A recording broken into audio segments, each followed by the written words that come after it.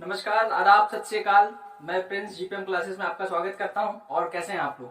तो जैसे कि रोज की श्रृंखला को देखते हुए आज हम पुनः आपके सामने जीएस को लेकर हैं। तो आज जीएस में जो है शॉर्ट ट्रिक्स के अलावा हमने कुछ नया चीज भी लाया कि अब हम एक वीडियो में आपको पॉलिटिक्स के जो इम्पोर्टेंट है, हिस्ट्री के जो इम्पोर्टेंट है और जो ज्योग्राफी के जो इम्पोर्टेंट टॉपिक्स हैं और जो वनडे एग्जाम्स के लिए वेरी स्पेशल होते हैं, मतलब वो ऑब्जेक्टिव क्वेश्चंस उनसे काफी सारे बनते हैं, तो उनको जो है एक एक वीडियो में हम समेट देंगे।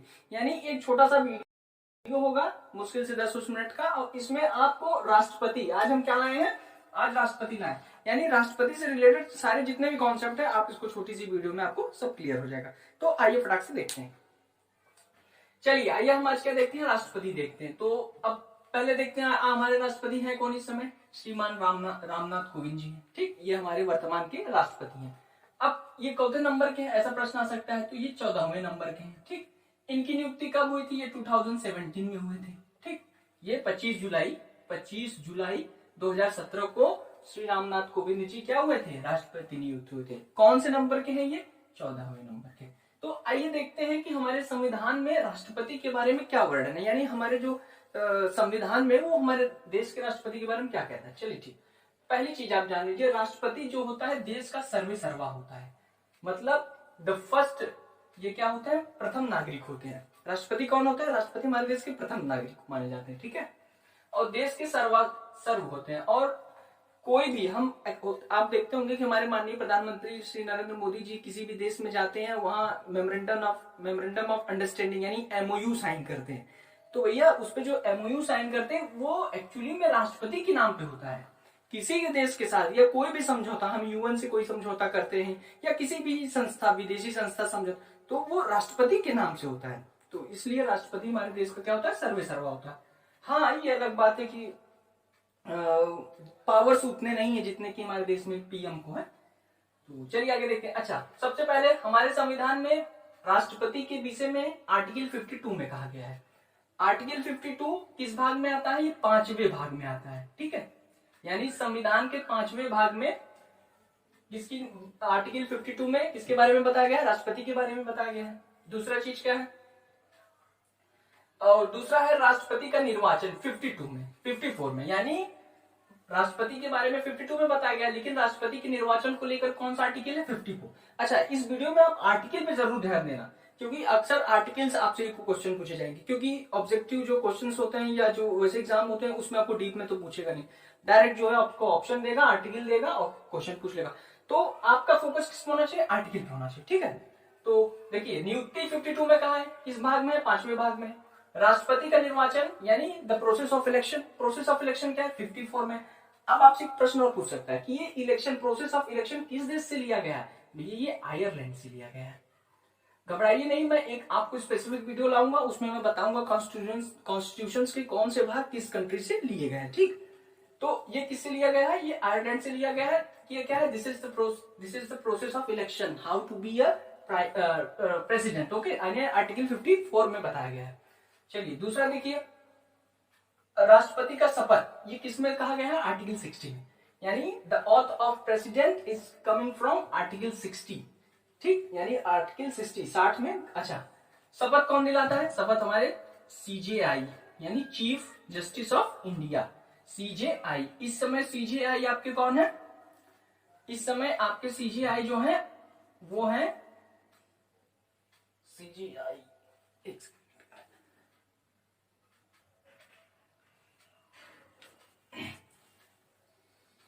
ठीक, देखिए ये अगला क्या है, राष्ट्रपति का शपथ है। राष्ट्रपति का शपथ माने this is how to process of election our president, ये आर्टिकल 60 में बताया गया। ठीक, अच्छा, आर्टिकल 60 में कौन करता है, सीजेआई करते हैं।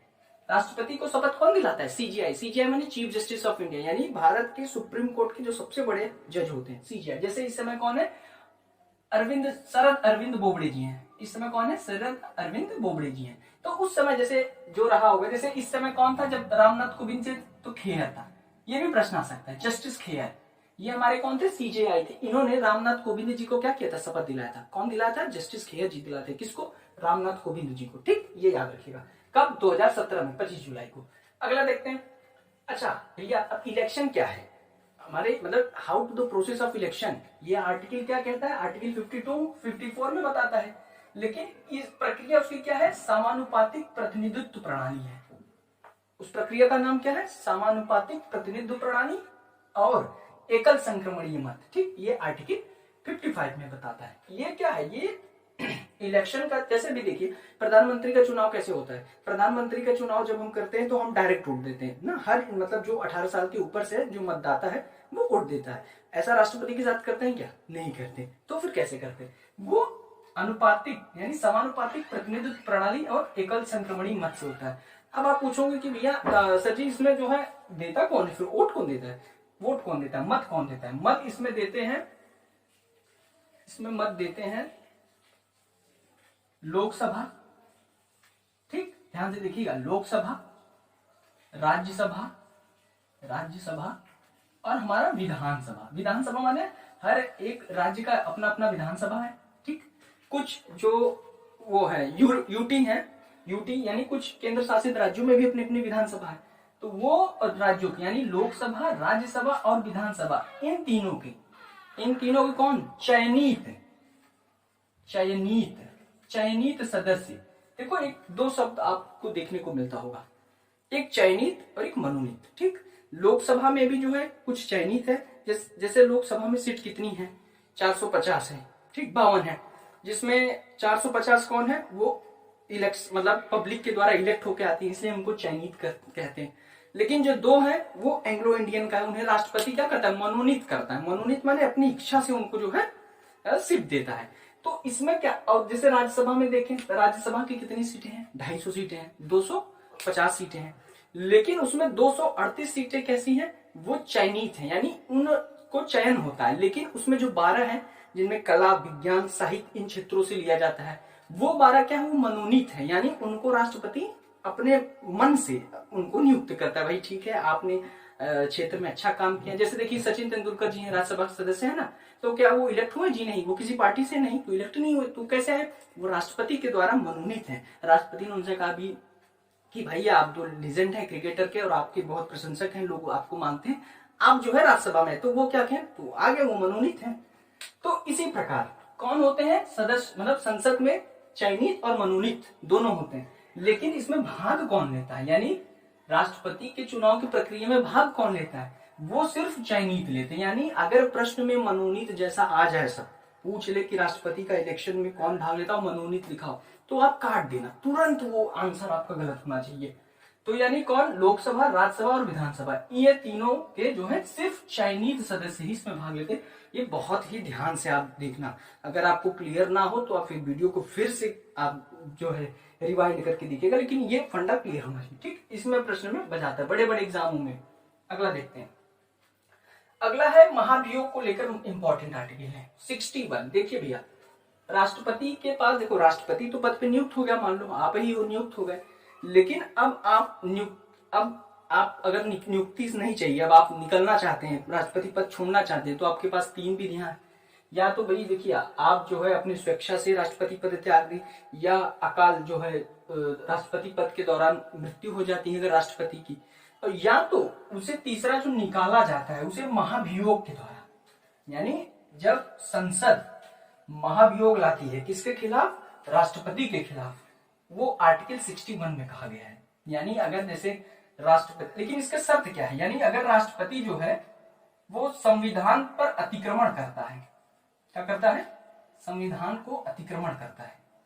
राष्ट्रपति, अतिक्रमण का मतलब होता है संविधान का सम्मान नहीं करता, संविधान के खिलाफ जाके अपने पावर का इस्तेमाल करता है राष्ट्रपति, तो उसे संसद, भैया कौन, संसद, पार्लियामेंट, संसद उसे आर्टिकल 61 के तहत क्या करती है, महाभियोग प्रक्रिया चलाती है। क्या चलाती है, महाभियोग प्रक्रिया। अभी आज बड़ा हो जाएगा, हम कभी आपके लिए अगले वीडियो में पूरी महाभियोग प्रक्रिया को भी लाएंगे, तो आप उसमें बहुत बेहतरीन ढंग से समझेंगे। तो क्या करता है संसद, महाभियोग चलाता है। ये किस अनुच्छेद में कहा गया, प्रश्न में ऐसे आएगा कि महाभियोग की प्रक्रिया, राष्ट्रपति के खिलाफ महाभियोग की प्रक्रिया किस अनुच्छेद में आती है, तो तड़ाक से बता देना, आर्टिकल 61 में आती है, अनुच्छेद 61 में आता है। चलिए अगला देखते हैं, ये तो हुआ उनके जो है पदस्थ का नियम। अगला है अध्यादेश। अध्यादेश आर्टिकल 123 में आता है। यहाँ जितने भी आर्टिकल मैं आपको बता रहा हूँ ये इंपॉर्टेंट आर्टिकल है। आर्टिकल तो ऐसे बहुत है भाई, 52 से लेकर अब देखेंगे तो क्या 53, 54, 55 ऐसे करके बहुत से आर्टिकल, लेकिन सब आर्टिकल आपके लिए जरूरी है। जो इंपॉर्टेंट आर्टिकल है जिनसे प्रश्न बनते हैं उन्हीं आर्टिकल्स को हम लेकर आए। ठीक, अगला देखिए। तो अगला हमारा क्या है, अध्यादेश। अध्यादेश यानी आर्टिकल 1 to 3।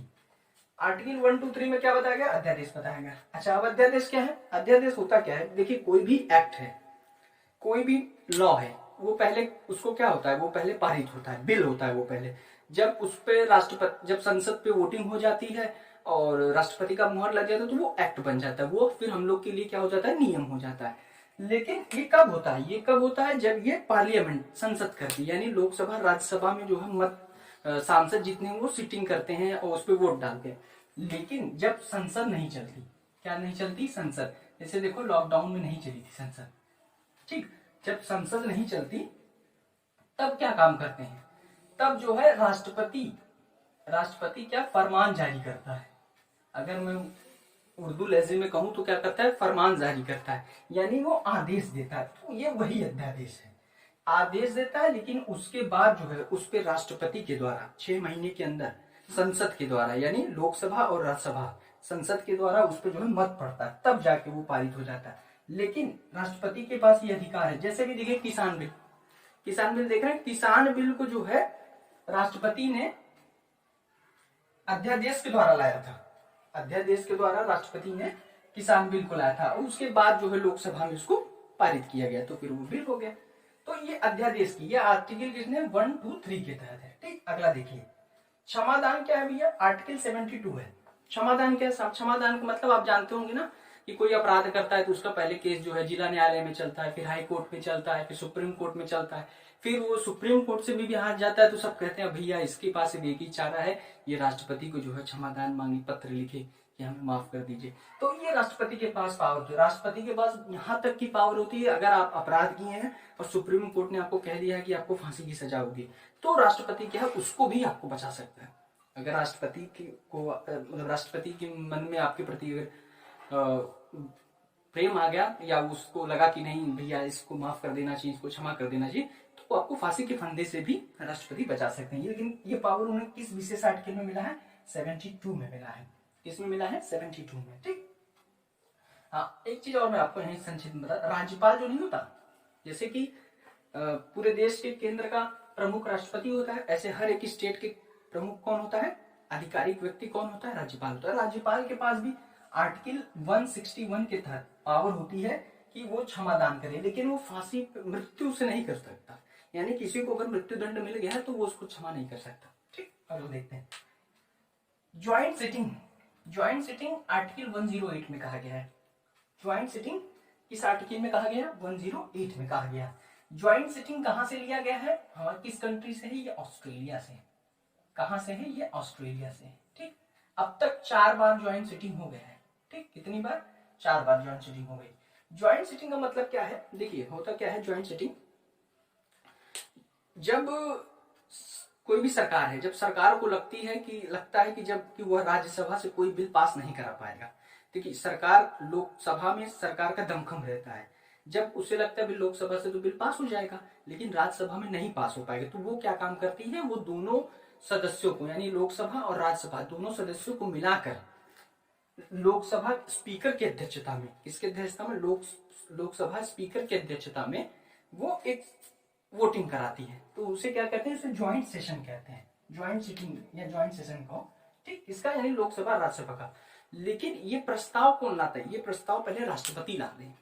ठीक, यानी सरकार, देखो सरकार जो है राष्ट्रपति से कहती है कि आप ज्वाइंट सिटिंग लाइए। ठीक, आर्टिकल 108 के तहत तब राष्ट्रपति क्या काम करता है, तो जो है वो सभी सांसदों को, यानी राज्यसभा और लोकसभा दोनों सदनों के सदस्यों को सूचित करता है कि भैया देखिए ज्वाइंट सिटिंग आने वाली है 108 के तहत, आप लोग इस दिन उपस्थित रहिएगा। तो ये प्रस्ताव लाता कौन है, ये किसके पास अधिकार है, ये राष्ट्रपति के पास अधिकार है। दूसरा क्या प्रश्न पूछेगा, लेकिन उसकी अध्यक्षता कौन करता है, उसकी अध्यक्षता लोकसभा के स्पीकर करते हैं, यानी ज्वाइंट सिटिंग की अध्यक्षता कौन करता है, ज्वाइंट सिटिंग की अध्यक्षता लोकसभा के स्पीकर करते हैं, आर्टिकल 108 में। ठीक, अच्छा अगला देखते हैं। अच्छा एक चीज यहाँ पे देखिए, राज्यसभा, चलिए अगले देखते हैं, अगला देखते हैं। अगर आप राष्ट्रपति पद के लिए चुनाव लड़ने चाहते हैं, मान लो आपकी कभी ख्वाहिश हुई, तो आप क्या अर्हता आपके पास होनी चाहिए, यानी आप एलिजिबिलिटी आपकी क्या होनी चाहिए। ठीक, एलिजिबिलिटी चेक करते हैं। देखिए सबसे पहली एलिजिबिलिटी तो आप भारत के नागरिक होने चाहिए। क्या होने चाहिए, आप भारत के, you are the citizen of India. सबसे पहले you have the citizen of India. दूसरा क्या है, आपकी एज 35 होनी चाहिए। आपकी एज क्या होनी चाहिए, 35 प्लस होनी चाहिए, यानी ये 35 साल हो या 35 साल से अगर आप अधिक हैं तो आप राष्ट्रपति का चुनाव लड़ सकते हैं। तीसरी चीज क्या होनी चाहिए में, आपका लोकसभा का सदस्य, ठीक, आप लोकसभा के सदस्य की अर्हता रखते हैं। अर्हता रखते हैं, अर्हता मतलब होता है एलिजिबिलिटी। आप लोकसभा के सदस्य की जो एलिजिबिलिटी है उसको रखते हैं, तो आप राष्ट्रपति पद के चुनाव लड़ सकते हैं। चलिए ठीक, अब देखिए मान लो आप राष्ट्रपति बन गए, ठीक, तो राष्ट्रपति के पास कौन कौन सी पावर्स होते हैं कि वो नियुक्तियां कराते हैं, यानी किन किन की नियुक्तियां राष्ट्रपति कराते हैं। तो राष्ट्रपति प्रधानमंत्री की नियुक्ति कराता है, ठीक है, राष्ट्रपति प्रधानमंत्री को शपथ दिलाता है, प्रधानमंत्री के साथ ही और भी मंत्रिपरिषद जो जो कैबिनेट में बनते हैं उनको। अच्छा, दूसरी एक चीज बड़ी इंपॉर्टेंट बता दूं, राज्य उसमें प्रधानमंत्री को लेकर हमारे संविधान में बहुत कुछ खास नहीं कहा गया है, ठीक, खाली ये कहा गया है कि राष्ट्रपति जो है एक पद होता है प्रधानमंत्री, उनकी नियुक्ति कराता है, ठीक। अच्छा, प्रधानमंत्री से रिलेट आर्टिकल 52 है। आर्टिकल 52 में प्रधानमंत्री के बारे में है और कैबिनेट के जितने भी मंत्रियां हैं उनके बारे में है, ठीक, उनकी शपथ को लेकर आदि आदि। दूसरा किसको कराता है, अटॉर्नी जनरल को कराता है। राष्ट्रपति अटॉर्नी जनरल की कौन मतलब नियुक्ति कराता है, यानी राष्ट्रपति चाहे जिसे अटॉर्नी जनरल बना दे चाहे जिसे नहीं, हालांकि सरकार के कहने पे बनाता है। अटॉर्नी जनरल आर्टिकल किससे है, आर्टिकल 76 है। अटॉर्नी जनरल होता क्या है, अगर हम संक्षिप्त में समझे, अटॉर्नी जनरल सरकार का वकील होता है। यानी इस समय अटॉर्नी जनरल कौन है, के वेणुगोपाल जी हैं। कौन कौन है, के वेणुगोपाल। ये कौन है, ये सरकार के वकील हैं, यानी किसी भी मैटर पे ये सरकार का क्या पक्ष रखते हैं, कहा सुप्रीम कोर्ट में रखते हैं, ठीक, के वेणुगोपाल, ठीक। दूसरा देखते हैं, कैग की नियुक्ति करता है। क्या कैग क्या है, controller of editor and general. CAG क्या है, लेखा एवं महापरीक्षक नियंत्रक होता है, ठीक। इनका काम क्या है, लेखा जोखा। सीधी सी बात में अगर समझे, कैग का काम क्या है, लेखा जोखा है। इस समय के कैग कौन है, गिरीश चंद्र है, गिरीश मुर्मू है, गिरीश मुर्मू है, गिरीश मुर्मू जी हैं। इस समय को कौन है, कैग है। इनका काम क्या है, सरकार के लेखा जोखा को देखना। इनकी नियुक्ति कौन करता है, राष्ट्रपति करते हैं, यानी राष्ट्रपति प्रधानमंत्री की नियुक्ति करते हैं, अटॉर्नी जनरल की करते हैं, कैग की करते हैं। और राज्यों के सभी राज्यपालों की नियुक्ति कौन करता है, राष्ट्रपति जी। ये जितने राज्यपाल हैं स्टेट के, ये राष्ट्रपति के प्रसाद पर्यंत है। प्रसाद पर्यंत माने ये राष्ट्रपति जब तक इनको अनुमति दें तभी तो ये राज्यपाल है, राष्ट्रपति चाहे तो इनके पद को ग्रहण कर सकता है। राज्यपाल किससे है, आर्टिकल 152 से संबंधित है। अगला क्या है, वित्त आयोग है। वित्त आयोग माने वित्त कमीशन होता है, हर 5 साल में वित्त कमीशन बनाया जाता है। तो इस बार का भी वित्त कमीशन है। आर्टिकल इसमें ये आर्टिकल 280 में है, ठीक। वित्त कमीशन में जितने भी सदस्य हैं उनकी नियुक्ति कौन करता है, राष्ट्रपति करता है। तो इस वीडियो में आपने देखा, हमें ये वीडियो में पूरे राष्ट्रपति को जितने भी इंपॉर्टेंट चीजें हैं कवर कर दिया। अगर आपको लगता है कि कहीं आपको डाउट्स है तो आप हमें कमेंट सेक्शन में जरूर बताना। आपके उन डाउटों को हम फिर से जो है ध्यान में रखते हुए फिर आपको बताएंगे, जो भी आपको कहीं समझ में नहीं आया ये चीजें, और जितना भी चीजें थी जो इम्पोर्टेंट है, इम्पोर्टेंट जो वनडे एग्जाम्स के लिए है, उन सभी को हमने कवर करा दिया। तो ये वीडियो आपको कैसा लगा आप हमें जरूर बताएं, और मस्त रहिए, मुस्कुराते रहिए, पढ़ते रहिए, और हमारे वीडियो को लाइक जरूर कीजिए। और अब तक अगर आप शेयर ना किए हो, सब्सक्राइब ना किए हो तो सब्सक्राइब जरूर करना। बगल में बेल आइकॉन दबा देने से क्या होगा, बेल आइकॉन दबा देने से हमसे संबंधित पढ़ाई से, यानी जो भी आप सीटी की तैयारी करते हैं, पेट की तैयारी करते हैं, जो भी तैयारी करना चाहते हैं उनसे रिलेटेड, अभी यूपीएससी, लेखपाल, इन सब की भी वैकेंसी आने वाली, तो इन सबसे भी रिलेटेड विषय वस्तु हम अपने जीपीएम क्लासेस प्रयागराज में आपको प्रोवाइड कराएंगे। तो आप क्या काम कीजिए, बेल आइकन को दबाए रखिए ताकि हमसे संबंधित सभी नोटिफिकेशन आपको मिलता रहे। Thank you.